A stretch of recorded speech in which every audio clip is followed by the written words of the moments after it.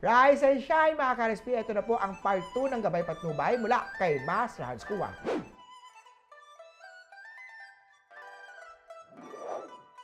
Sa mga pinanganak ng Year of the Horse, you're regaining your balance sa work, huwag itong abusuhin.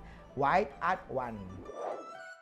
Kay Goat naman tayo, gusto ng partner mo ng quiet na weekend, kaya huwag mo nang ipilit gumala. Sa single naman na may bagong admirer, pero medyo shy type siya. Yellow at 6. Kay Monkey naman tayo, drink warm water with lemon para ma-detoxify ang mga toxin sa body mo. Green at 5. Kay Rooster naman tayo, magandang araw para sa maglinis ng workspace mo. Red at 8. Kay Dog naman tayo, magtabi ng maliit na halaga sa alkansya. Pampaswerte yan, Blue at 7.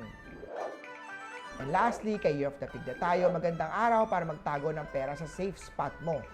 Blue at 9. Muli po, ito po yung Gabay Patnubay lamang mula kay Master Hans Kuwa. Nasa inyong mga kamay nakasalalay ang inyong tagumpay. Think positive at i-manifest natin ang success, mga ka-RSP.